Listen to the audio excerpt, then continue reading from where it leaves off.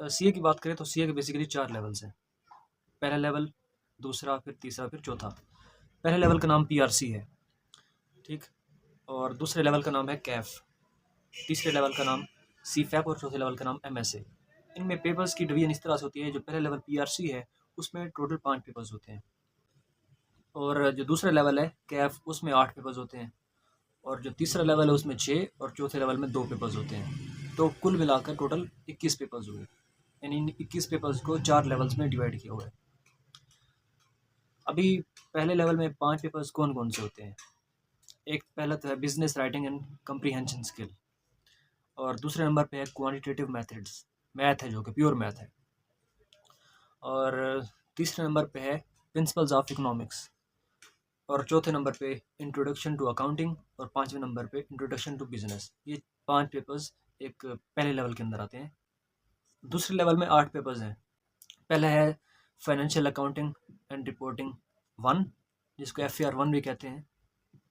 फिर है tax practices, ठीक, जिसको सिर्फ टैक्स भी बोल सकते हैं। और तीसरे नंबर पे आता है कॉस्ट एंड मैनेजमेंट अकाउंटिंग, जिसको CMA भी कहते हैं। और चौथे नंबर पे आता है बिजनेस लॉ, जिसको बी लॉ भी बोलते हैं शॉर्ट फॉर्म में। और पाँचवें नंबर पे आता है फाइनेंशियल अकाउंटिंग एंड रिपोर्टिंग 2, यानी FAR 2 जिसको बोलते हैं। और फिर उसके बाद मैनेजरियल फाइनेंशियल एनालिसिस, इसको MFA कहते हैं। और फिर 7वें नंबर पे आता है कंपनी लॉ, यानी उसको सी लॉ भी बोल सकते हैं। और 8वें नंबर पे आता है ऑडिट एंड एश्योरेंस, जिसको शॉर्ट फॉर्म में ऑडिट भी बोल सकते हैं। अच्छा, अभी तीसरे लेवल की बात करें तो तीसरा लेवल यानी CFAP, उसमें 6 पेपर्स है। Advance audit and financial reporting, advance corporate law and practices, फिर तीसरे नंबर पे आता है स्ट्रेटजी परफॉर्मेंस मैनेजमेंट, चौथे नंबर पे आता है बिजनेस फाइनेंस CCM, और पांचवें नंबर पे आता है टैक्स प्लानिंग एंड प्रैक्टिसेस, और फिर छठे number audit assurance and related services. ये CFAP के 6 पेपर्स हो गए। अभी MSA जो आखिरी लेवल है सब, उसके 2 पेपर्स हैं। एक तो है financial reporting and professional competence, और जो दूसरा है वो मैनेजमेंट प्रोफेशनल कंपिटेंस है। तो ये 2 पेपर्स MSA के भी हो गए, टोटल 21 पेपर्स हो गए। अभी ये देखा जाए कि इसमें से मैथ के कितने सब्जेक्ट्स हैं, क्योंकि अक्सर ये एक मिथ सी है कि सीए के अंदर बेसिकली मैथ यूज़ हो रही होती है, लेकिन ऐसा नहीं है। सीए के अंदर जितने भी सब्जेक्ट्स हैं, सिर्फ एक सब्जेक्ट को छोड़ के बाकी किसी में भी मैथ यूज़ नहीं होती। वो भी पहले लेवल में आता है। दूसरा जो है PRC 2, उसको कहते हैं क्वांटिटेटिव मेथड्स, QM बोल सकते हैं उसको। तो वो प्योर मैथ है, और बाकी जितने भी सब्जेक्ट्स हैं उसमें किसी भी जगह मैथ यूज़ नहीं होती, वो अकाउंटिंग होती है। अकाउंटिंग भी एक बेसिकली मैथ की तरह होती है, लेकिन मैथ से डिफरेंट होती है। यानी यहाँ पर आप कैलकुलेशन तो सिर्फ प्लस माइनस ही कर रहे होते हो, और कोई इतना मैथमेटिक्स इतने हाईली कंसेप्ट यूज़ नहीं होते जो समझने आता हूँ, एक्स्ट्राऑर्डिनरी कंसेप्ट यूज़ नहीं होते। सिर्फ प्लस माइनस और जो मल्टीप्लिकेशन और डिवीजन है, यही सिर्फ यूज़ हो रहे होते हैं। लेकिन अकाउंटिंग की खसूसियत ये है कि कुछ चीज़ें ऐड होती हैं, कुछ चीज़ें माइनस होती हैं, और कुछ चीज़ें फिर ऐड होती हैं और फिर कुछ माइनस होती हैं। तो इस वजह से वो काफ़ी डिफिकल्टी फेस करनी पड़ सकती है अकाउंटिंग अंदर। अकाउंटिंग इसलिए थोड़ा मुख्तलिफ सब्जेक्ट है, डिफरेंट सब्जेक्ट है, और बिल्कुल ही नया है। और सिर्फ प्री मेडिकल के स्टूडेंट्स के लिए नहीं, प्री इंजीनियरिंग के स्टूडेंट्स के लिए भी, ICS के स्टूडेंट्स के लिए भी, चाहे किसी का कोई भी बैकग्राउंड है, सभी के लिए अकाउंटिंग एक सेम सेम ही डिफिकल्टी लेवल सबके लिए होता है। अभी ये है कि क्या प्री मेडिकल वाले जा सकते हैं सीए के अंदर? बेशक जा सकते हैं, बिल्कुल जा सकते हैं। मैं भी प्री मेडिकल से था, MCAT में रिपीट किया, 3 बार रिपीट किया, नहीं हुआ तो फिर मैं PCA में आ गया। तो मैंने कोई टेस्ट नहीं दिया था, आके सिर्फ रजिस्ट्रेशन करवाई, फीस पे की और रजिस्टर हो गया as a full time student. और अभी मैं फुल टाइम स्टूडेंट हूँ ICAP के अंदर। तो आप भी रजिस्ट्रेशन करवा सकते हो बगैर कोई टेस्ट दिए, अगर तो आपके 60% से ज़्यादा मार्क्स हैं तो FSC के अंदर। यानी अगर तो आपके इंटरमीडिएट में 60% से ज़्यादा मार्क्स हैं तो आप फिर रजिस्ट्रेशन करवा सकते हो ICAP के अंदर, कोई दिक्कत वाली बात नहीं है। लेकिन अगर आपके 60% से ज़्यादा कम मार्क्स हैं तो 60% से कम मार्क्स की सूरत में आपको एक टेस्ट देना पड़ेगा, जिसको कहते हैं QAT टेस्ट, जिसको क्वालिफाइंग असेसमेंट टेस्ट कहते हैं। आई थिंक वो आपको पास करना होगा। वो इतना डिफिकल्ट नहीं होता, वो आपकी FSC की बेस पर ही लिया जाता है, और वो अगर आप पास कर जाते हैं तो फिर आप CA के जो पहला लेवल है PRC, उसके लिए एलिजिबल हो जाते हैं। रजिस्ट्रेशन के साथ साथ आप CA कंटिन्यू कर सकते हैं अपना। अच्छा, और है कि इसकी पासिंग रेशो कितनी होती है? पासिंग रेशो लास्ट टर्म में अगर कैफ की बात करें, जो सेकंड लेवल है, उसकी 25% थी, तो अच्छी पासिंग रेशो थी कैफ की। वैसे ओवरऑल रेशो की बात करें तो 7 to 8% रहती है, मतलब 100 में से कोई 8-7-8 बच्चे फर्स्ट टर्म में पास कर रहे होते हैं। तो ये इसकी पासिंग रेशो है।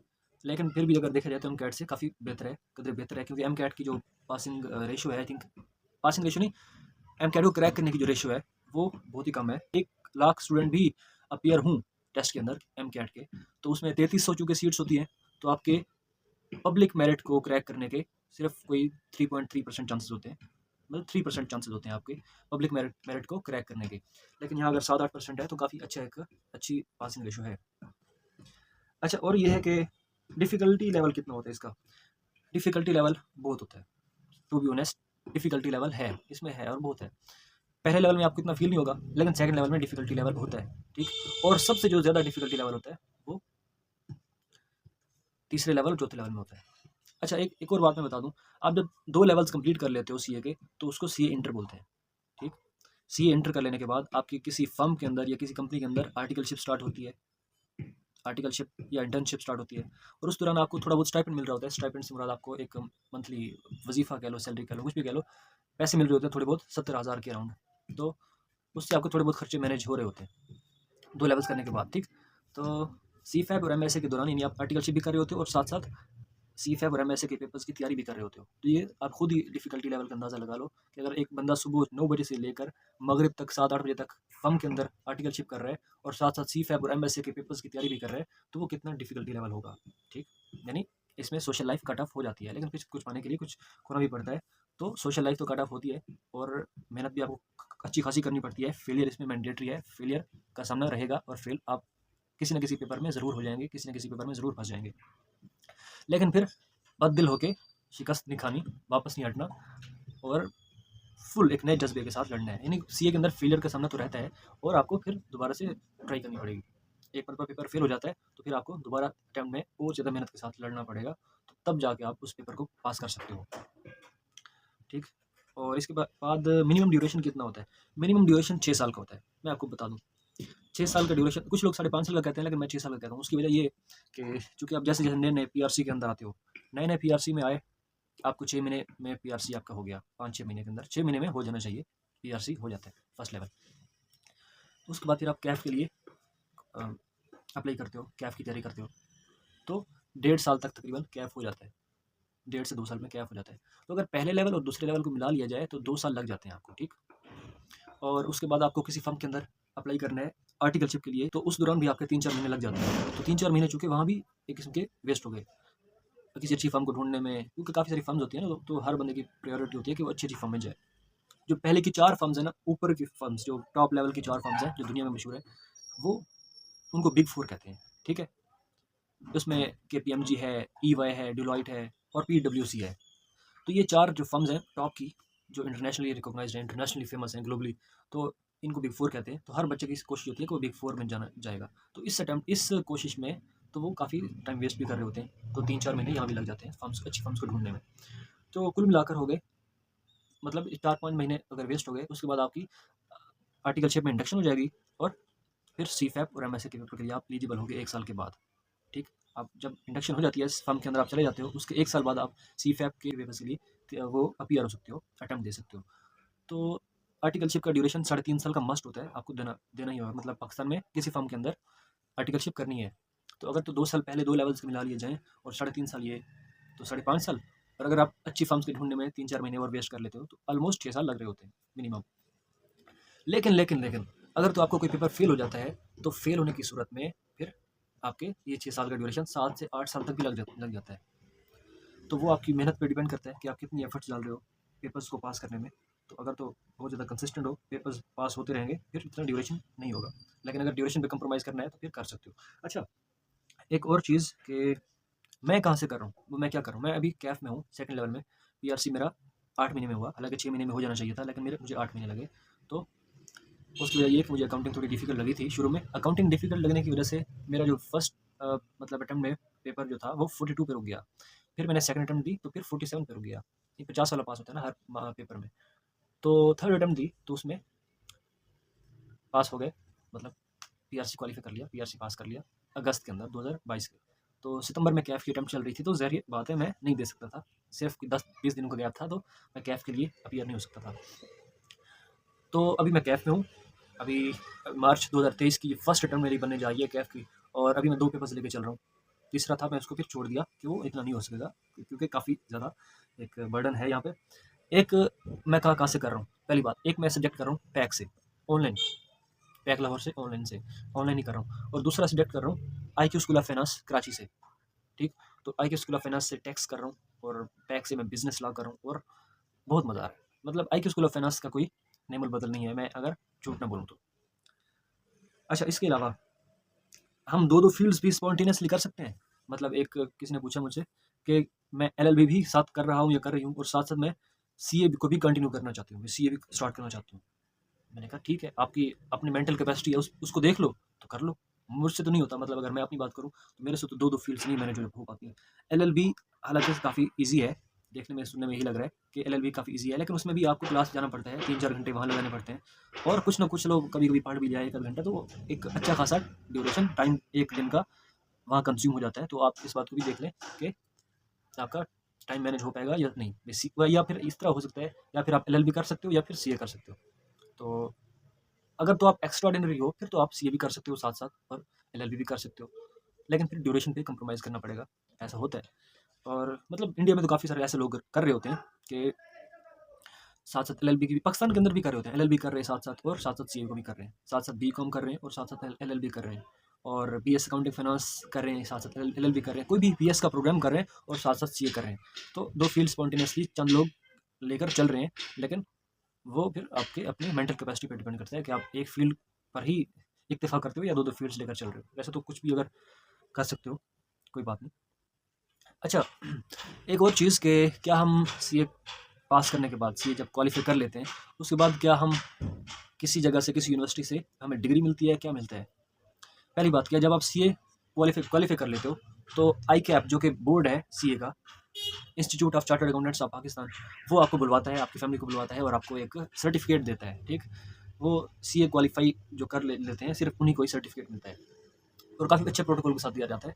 तो वो आप ICAP की जो सेरेमनी है, कन्वोकेशन सेरेमनी, वहाँ आप देख सकते हो। तो आपको ये एक तो सर्टिफिकेट मिलेगा, CA का सर्टिफिकेट। अच्छा, इस CA के सर्टिफिकेट में क्या वुकत है? इसकी वुकत ये है, इसकी वैल्यू ये है कि अगर तो आप पूरा CA कर लेते हो, मतलब CA क्वालीफाई कर लेते हो, 21 के 21 पेपर कर लेते हो, तो फिर आप HEC की जो अभी ऑफिशियल वेबसाइट पे नोटिफिकेशन आया था, वो ये कि अगर किसी ने ICAP से CA क्वालीफाई किया हुआ है, तो उसको हम मास्टर की डिग्री दे देंगे, मास्टर इन कॉमर्स, जिसको आई थिंक MCOM कहते हैं। मास्टर इन कॉमर्स की डिग्री भी आपको मिल जाती है, अगर तो आपका CA क्वालीफाई है तो। तो साथ-साथ आपने मास्टर भी कर लिया। अच्छा, ये कि किसी और ने पूछा कि क्या मैं CSS के लिए अपीयर हो सकता हूँ? CA कर रहा हूँ, तो उसके बाद क्या मैं CSS के लिए अपीयर हो सकता हूँ? तो 2 चीज़ें हैं, मतलब आपके पहले जो 2 लेवल्स हैं, PRC और CAF, ये अगर आप कर लेते हो और 2 साल के अंदर, या किसी भी आपके ड्यूरेशन पे डिपेंड करता है, आप पहले 2 लेवल्स कर लो, उसके बाद फिर आप किसी यूनिवर्सिटी में जाके, जो ICAP की एक लिस्ट बनी हुई है, उस पे जाके देखो कि कौन सी आपको यूनिवर्सिटी अच्छी लग रही है। वो यूनिवर्सिटीज़ ऑफ़र कर रही होती हैं कि आपको सिर्फ 1 साल मज़ीद पढ़ाया जाएगा और उसके बाद आपको BS अकाउंटिंग फाइनेंस की डिग्री दे दी जाएगी HEC की तरफ से। समझ रहे हो ना? पहले 2 लेवल्स करो, उसके बाद फिर किसी यूनिवर्सिटी में जाके साल डेढ़ आपको वो पढ़ाएँगे और फिर आपको HEC की तरफ से BS अकाउंटिंग फाइनेंस की डिग्री मिल जाएगी। तो आपको जब BS अकाउंटिंग फाइनेंस की डिग्री मिलेगी, तो ऑब्वियसली आप CSS के लिए भी एलिजिबल हो जाओगे। अच्छा, एक और बात जॉब्स के हवाले से, कि CA वाले जो हैं, CA क्वालीफाई करने वाले, कौन-कौन सी जॉब कर सकते हैं।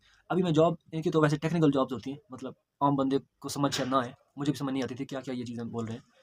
मैं आसान लफ्ज़ों में समझाऊँ तो इनकी टैक्स कंसल्टेंट की जॉब होती है। अब मेरी वीडियो किसी को भी दिखा दो, समझ जाएगा वो। टैक्स कंसल्टेंट की जॉब हो सकती है, ऑडिटर की जॉब हो सकती है, ठीक? फाइनेंशियल एनालिस्ट या फाइनेंशियल मैनेजर की जॉब हो सकती है, सीनियर अकाउंटेंट की जॉब हो सकती है। अब इनको मैं बारी-बारी थोड़ा-थोड़ा तफ़सील के साथ बताता हूँ, बड़े आसान फ़हम अल्फ़ाज़ में इनको समझाने की कोशिश करता हूँ। मैंने कहा टैक्स कंसल्टेंट, आप जाओ FBR के अंदर, वहाँ देखो कि टैक्स कैलकुलेट कर रहे होते हैं कुछ लोग, और कुछ लोग टैक्स को बचाने की सर्विसेज दे रहे होते हैं। मतलब जो लोग वहाँ जाते हैं, उनको वो टैक्स बचाने के तरीके बता रहे होते हैं। तो टैक्स कंसल्टेंट का बेसिकली मकसद ये होता है कि वो लोगों को टैक्स बचाने का, कि किस तरह से वो कानून के दायरे में रहते हुए टैक्स को बचा सकते हैं। तो उसको कहते हैं टैक्स कंसल्टेंट, और वो FBR के अंदर जॉब कर रहे होते हैं, काफ़ी अच्छी खासी उनकी पे होती है, ठीक? और दूसरी बात कि ऑडिटर क्या होता है? ऑडिटर ये समझ लो कि कोई भी कंपनी है, उसका ऑडिट करने के लिए ऑडिटर्स को भेजते हैं, और ऑडिटर CA क्वालीफाई वाला बंदा ही होता है। तो वो उस कंपनी के पास जाता है, उसको ऑडिट करता है। अब ये ऑडिट क्या बला है? मैंने तो वैसे अभी तक नहीं पढ़ी, लेकिन जो नो हाउ है बेसिकली वो ये कि हर कंपनी अपने टैक्स को छुपाती है, ठीक? अपनी वैल्यू को कम बताने की कोशिश करती है। मिसाल के तौर पर, मेरी एक कंपनी है और मेरा टैक्स जो बन रहा है उस कंपनी का, वो तकरीबन कोई 20 लाख बन रहा है, लेकिन मैं शो कर रहा हूँ गवर्नमेंट को कि मेरा जो टैक्स है वो सिर्फ 2 लाख बन रहा है। तो गवर्नमेंट को तो नुकसान हो रहा है ना 18 लाख का। तो गवर्नमेंट फिर अपने ऑडिटर्स को भेजेगी मेरी कंपनी की तरफ, वो मेरी कंपनी का ऑडिट करेंगे, चेक करेंगे कि क्या वैल्यू इसकी इतनी है, क्या इसकी जो टैक्स की वैल्यू है वो सिर्फ 2 लाख बन रही है या ये झूठ बोल रहा है या हम धोखा देने की कोशिश कर रहे हैं। तो वो आके हमारा ऑडिट करेंगे, हमारी कंपनी का ऑडिट करेंगे, हमारी कंपनी की वैल्यू चेक करेंगे, ठीक। उससे झूठ सच का पता लगाया जाएगा। तो ये ऑडिटर की जॉब होती है। अच्छा, फाइनेंशियल मैनेजर और फाइनेंशियल एनालिस्ट ये बेसिकली थोड़े बहुत मिलते जुलते हैं। कंपनी के अंदर लाखों की ट्रांजैक्शन नहीं हो रही होती, करोड़ों अरबों की ट्रांजैक्शन हो रही होती है। तो अगर तो चंद हज़ारों किया तो वो तो एक छोटा सा मुंशी भी कर लेता है हिसाब किताब, इतनी बड़ी दिक्कत वाली बात नहीं है। तो फाइनेंशियल मैनेजर जो होता है या फाइनेंशियल एनालिस्ट जो होता है वो पैसों के हिसाब किताब रखता है, उसको हम फाइनेंशियल मैनेजर या फाइनेंशियल एनालिस्ट कहते हैं, ठीक। पैसों का हिसाब किताब रखता है कि कितने लाख या कितने करोड़ फलां जगह इन्वेस्ट करने हैं, कितने वहाँ से निकलवाने हैं, तो वो सारा उसके पास एक एक मैकेनिज्म होता है उस फाइनेंशियल मैनेजर के पास। चौथे नंबर पे आता है सीनियर अकाउंटेंट। ये भी मिलती जुलती जॉब है सीनियर अकाउंटेंट की, जो सीए क्वालिफाई कर लेते हैं वो सीनियर अकाउंटेंट की जॉब भी कर सकते हैं। और पाँचवें नंबर पे मैं अगर कहूँ कि आप बैंक में भी जॉब कर सकते हैं और बैंक में मैनेजर लेवल की जॉब कर सकते हैं, ठीक। और छठे नंबर पे एक और बात कि आप टीचिंग भी प्रोवाइड कर सकते हैं। मतलब आप सीए, काफ़ी सारी जो सीए के टीचर्स हैं उन्होंने सीए क्वालिफाई किया हुआ है, अब वो टीचर्स टीचिंग की सर्विसेज दे रहे हैं। तो आप भी ऐसा कर सकते हो, टीचर बन सकते हो सीए क्वालिफाई कर लेने के बाद। क्योंकि काफ़ी सारे लोगों को पता है कि मतलब एक मिथ बनी हुई है कि सीए हराम है या हलाल है, तो इस वजह से वो कन्फ्यूजन में रहते हैं। और मतलब क्योंकि सूद की कैलकुलेशन हो रही होती है ऑब्वियसली, तो वो इस वजह से उसको कहते हैं कि ये हराम है, तो वो जॉब नहीं करते, वो टीचिंग में आ जाते हैं, ठीक। अब ये हलाल है या हराम है इसका मुझे नहीं पता। और इसके अलावा सीए के कौन कौन से यूनिवर्सिटीज़ या कौन कौन से कॉलेजेस होते हैं, पहली बात क्लियर कर लो, सीए की कोई पब्लिक कोई प्राइवेट यूनिवर्सिटी नहीं होती, सीए किसी भी यूनिवर्सिटी में ऑफर नहीं होता, ठीक। इंडिया के अंदर ना तो यूनिवर्सिटी में ऑफर होता है ना कॉलेजेस में ऑफर होता है। लेकिन पाकिस्तान की बात करूँ तो पाकिस्तान के लिए इसके सेपरेट कॉलेजेस हैं और अकेडमीज़ हैं या फिर कोचिंग सेंटर जो बने हुए हैं वो है। अभी इनमें जो सर फहरिस्त हैं जो बहुत ज़्यादा फेमस भी हैं, उनकी बात करूँ तो पहले नंबर पे पैक आता है। पैक बिल्कुल आपको अच्छा माहौल प्रोवाइड कर रहा होता है। मैं अगर बात करूँ कि काफ़ी सारे लोग सोच के आते हैं ना कि हम जब सीए कर रहे हैं तो यहाँ पर तो सुनने में आया कि सिर्फ पढ़ाई और सिर्फ पढ़ाई ही है, कि क्या ऐसा ही है?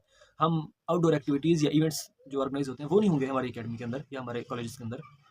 तो पैक इस लिहाज से पैक काफ़ी आ गया, वो आउटडोर एक्टिविटीज़ भी कंडक्ट कर रहा होता है, इवेंट्स भी ऑर्गेनाइज कर रहा होता है। तो पहले नंबर पे मैं टैक्स इसको पैक को कह रहा हूँ कि वो पैक पहले नंबर पे आ जाएगा, लेकिन उसकी फ़ी बहुत ज़्यादा है, अच्छी खासी है। वो फिर आपकी अफोर्डेबिलिटी पे डिपेंड करता है कि आप कौन से कॉलेज में जाते हो। दूसरे नंबर पे मैं कहूँ आईक्यू स्कूल ऑफ फाइनेंस, क्योंकि मैं खुद वहाँ पढ़ रहा हूँ, तो वो बहुत ही अच्छा है, बहुत ही मेहनती टीचर्स है और बाकी में बहुत कमाल है। और तीसरे नंबर पे स्कैन्स है, स्कैन्स के भी सारे कैंपसेस कर लो, लाहौर का, मुल्तान का और फिर उसका इस्लामाबाद रावलपिंडी में है एक, आई थिंक। तो जितने भी कैंपसेस हैं स्कैन्स भी ब्रांड है। और इसके अलावा क्रेसेंट लाहौर वो भी बहुत अच्छा है, अभी उसमें वो अलहदा बनना है, नया बनना है। जो उसके टीचर्स हैं वो काफ़ी वेल नोन है सीए के अंदर। फिर आ जाता है राइज़ के अंदर भी काफ़ी अच्छे टीचर्स हैं, तो राइज़ भी बहुत अच्छा है लाहौर के अंदर। मैं देखूँ तो राइज़ इस्लामाबाद वगैरह का नहीं पता मुझे। और इसके अलावा अगर तो अफोर्डेबिलिटी का इशू है तो फिर नियर पियर पे जाओ, नियर पियर की फ़ी काफ़ी कम होती है, 15-20 हज़ार के अराउंड होती है, तो वो भी ज्वाइन कर सकते हो। और अगर फिर भी अफोर्डेबिलिटी का इशू है तो फिर आप यूट्यूब से वीडियोज़ देखो, फ्री ऑफ कॉस्ट देखो, उसमें आपको कोई कोचिंग फ़ीस, ट्यूशन फ़ीस नहीं पे करनी पड़ेगी। फिर सवाल है कि क्या ऑनलाइन बेस्ट है या फिजिकल बेस्ट है?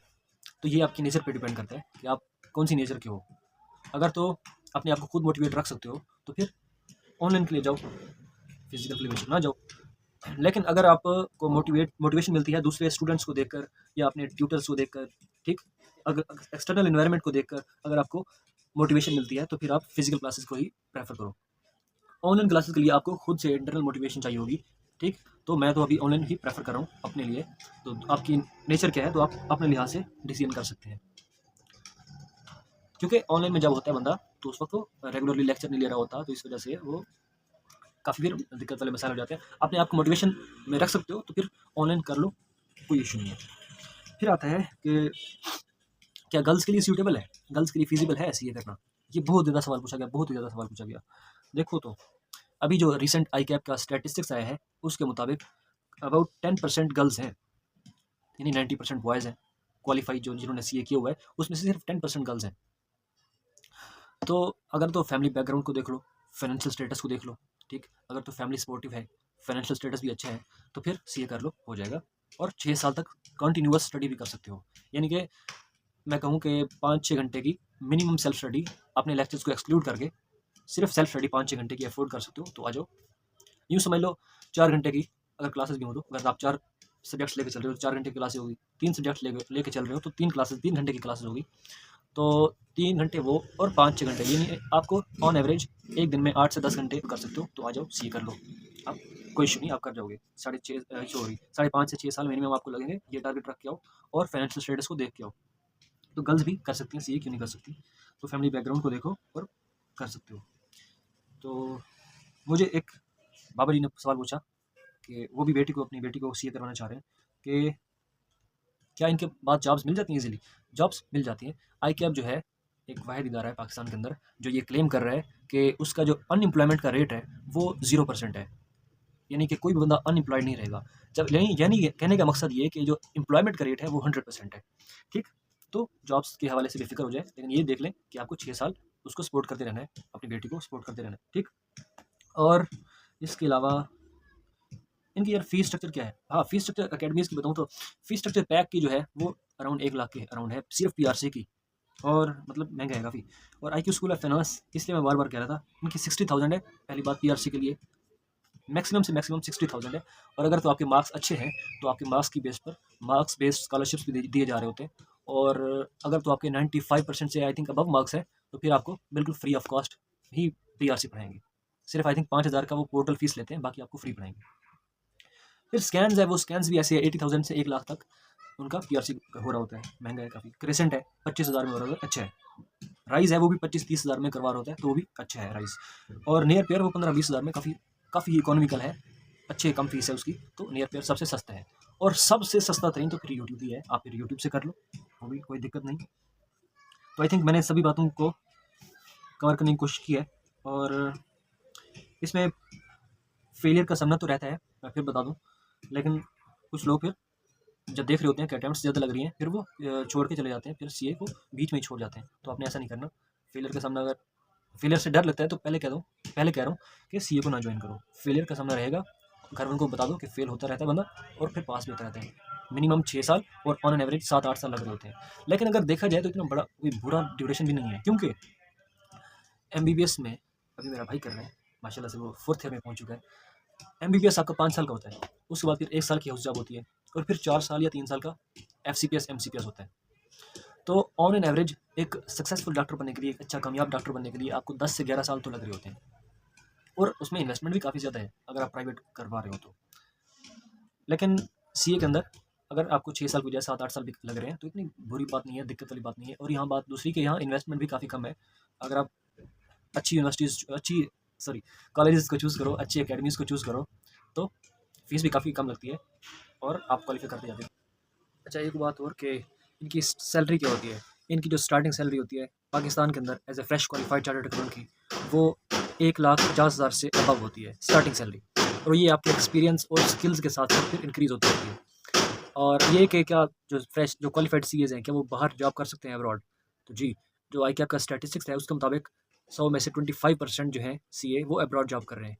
मोस्टली जो है वो गल्फ़ कंट्रीज़ में, जो अरब मुल्क हैं वहाँ जॉब कर रहे हैं, यूएई के अंदर, सऊदीया के अंदर, कतर, ओमान, अरब मुल्कों में यहाँ जॉब कर रहे हैं, और चंद यूरोपियन कंट्रीज़ में भी जॉब कर रहे हैं। तो फ्रेश क्वालिफाइड सीए पाकिस्तान के अंदर तो 1,50,000 एज़ अ स्टार्टिंग सैलरी लेता है, और बाहर इनकी जॉब बहुत ज़्यादा होती है। इवन कि मैंने एक अभी कुछ ही हफ्तों पहले एक सर का स्टेटस देखा, तो वहाँ एक यूएई की जॉब ऑफर थी और उसकी सैलरी थी तकरीबन कोई 12,000 दिरहम पर मंथ के। तो अभी 12,000 दिरहम पाकिस्तानी कितने रुपीज़ बनते हैं पर मंथ, वो आप खुद ही कैलकुलेट करके देख लें। काफ़ी अच्छी खासी इनकी सैलरी होती है, सैलरी के हवाले से बेफिक्र हो जाए। अच्छा, एग्ज़ाम फ़ी के बारे में बताऊँ तो शुरू में आप जब आईकैप की वेबसाइट पे जाओगे तो वहाँ पे आपको 18-20 हज़ार पे करना पड़ेगा। ठीक, वो तो रजिस्ट्रेशन फ़ीस हो गई। उसके बाद अगर तो आपके एफएससी इंटरमीडिएट के अंदर नंबर हैं इंग्लिश के अंदर, सब्जेक्ट इंग्लिश के अंदर पार्ट 1 और पार्ट 2 के दोनों को मिला के 75% से ज़्यादा मार्क्स हैं, तो आपको एक पेपर आपका एग्ज़ाम्प्ट हो जाएगा। यानी पीआरसी का जो पहला पेपर है, business writing and comprehension skills, वो आपका एग्ज़ाम्प्ट हो जाएगा। तो आपको सिर्फ 4 पेपर्स देने पड़ेंगे। मेरा भी एग्ज़ाम्प्ट था, क्योंकि मेरे अच्छे मार्क्स थे इंग्लिश के अंदर, तो मुझे 4 पेपर देने पड़े। पीआरसी 1 मेरा एग्ज़ाम्प्ट हो गया था, तो मैंने 4 पेपर की तैयारी की थी। तो एग्ज़ाम्पशन भी मिल जाती है आपको। तो एग्ज़ाम्पशन फ़ी तो 4,000 तक ले लेते हैं वो, और आपका पेपर यूँ समझ लो पास हो गया, अगर तो आपके अच्छे मार्क्स हैं तो इंग्लिश के अंदर। हाँ, अगर तो किसी ने इंग्लिश का पेपर नहीं दिया, तो फिर उसके लिए क्या सीन है? उसके लिए ये है कि वो आईकैप की ऑफिशियल वेबसाइट पे जाए, वहाँ लाइव चैट का ऑप्शन होता है, उनसे पूछे कि हमने इंग्लिश के पेपर नहीं दिए हुए तो हम क्या करें? क्या हमें एग्ज़ाम्पशन मिलेगी या नहीं मिलेगी? अगर तो वो कहते हैं कि एग्ज़ाम्पशन मिलेगी, तो वो तरीकाकार बता देंगे आपको, और अगर वो कहेंगे कि एग्ज़ाम्पशन के लिए आप एलिजिबल नहीं हो, तो फिर आप नहीं हो, फिर आपको 5 पेपर की तैयारी ही करनी पड़ेगी। अच्छा, एग्ज़ाम फ़ी की बात करूँ तो रजिस्ट्रेशन में तो ये गए 20-22 हज़ार रजिस्ट्रेशन में गए। उसके बाद एग्ज़ाम फ़ी की बात करें तो पीआरसी के हर पेपर की तकरीबन 5,000 फ़ीस होती है, तो 4 पेपर को देख लो 20,000 तक लग जाते हैं। और कैफ़ की अगर बात करें तो 3,000 से 3,300 तक एग्ज़ाम फ़ी होती है। अगर आप 3 पेपर लेके चल रहे हो तो आपको 12,000 के अराउंड पे करना पड़ेगा एग्ज़ाम फ़ी। ठीक, ऑन एन एवरेज यार 1 साल में कितना खर्चा हो जाएगा, मैं अगर बताऊँ तो ऑन एन एवरेज ठीक 1 लाख तक लग रहा होता है। एग्ज़ाम फ़ी मिला के और ट्यूशन फ़ी भी मिला के दोनों का 1 लाख लग रहा होता है। तो देखो तो अगर कोई आप एक अकेडमी को सिलेक्ट कर लेते हो, उसकी फ़ीस है 40,000 और आप 40,000 एक अटेम्प्ट के दे रहे हो यानी 6 महीने के लिए, फिर 40,000 दूसरे 6 महीने के लिए दे रहे हो, यानी 1 साल में आप कितने 80,000 दे रहे हो। और मैंने कहा कि 12,000 एग्ज़ाम फ़ी एक अटेम्प्ट के लिए, 12,000 फ़ी दूसरे अटेम्प्ट के लिए, यानी 6 महीने में आप 12,000 एग्ज़ाम फ़ी दोगे, अगले 6 महीने में फिर 12,000 फ़ीस दोगे, तो कितने 24,000 हो गए। 80,000 और 24,000 तकरीबन 1 लाख के अराउंड आपके लग रहे होते हैं सालाना, एग्ज़ाम फ़ी और ट्यूशन फ़ी मिला के। अगर तो आप हॉस्टल में रह रहे हो तो फिर वो खर्चा बढ़ जाता है, तो वो ऑब्वियसली आप प्राइवेट हॉस्टल में रह रहे होगे तो फिर हॉस्टल के पैसे भी आपको अफोर्ड करने पड़ेंगे, हॉस्टल के पैसे भी आपको देने पड़ेंगे। आई थिंक सभी चीज़ें कवर हो चुकी हैं और मैंने 1 मिनट देख लूँ तो सारे ही चीज़ें कवर हो चुकी हैं। यस, इस वीडियो को अगर अभी तक देख लिया है तो बहुत अच्छी बात है। अगर फिर भी कोई स्पेसिफिक क्यूरी है, कोई स्पेसिफिक क्वेश्चन है जिसका मैं जवाब नहीं दे सका, मेरे ख्याल में वैसे तो मैंने लिस्ट बनाई हुई थी जिसमें मैं सारी चीज़ें ही कवर कर बैठा हूँ, और अगर फिर भी कोई चीज़ रह गई है तो मुझे आप इंस्टा पे कॉन्टैक्ट कर सकते हैं। मुझे प्लीज़ कॉल ना कीजिएगा क्योंकि मैं अभी पेपर्स की तैयारी कर रहा हूँ, ये ना हो फिर चिराग तले अंधेरा, आपको तो बता रहा हूँ, बात पता चले मैं खुद फेल हुआ बैठा हूँ, ऐसा ना हो। तो फिर आप मुझे मैसेज कर दें, जितना भी लंबा मैसेज हुआ कोई दिक्कत वाली बात नहीं है, वॉइस में भेजो, टेक्स्ट में भेजो, कोई दिक्कत वाली बात नहीं है, मैं उसका रिप्लाई करूँगा जब भी मेरे पास टाइम होगा, लेकिन कॉल नहीं करनी प्लीज़, और रिक्वेस्ट है आपसे। इंशाल्लाह फिर मुलाकात होगी। अल्लाह हाफ़िज़।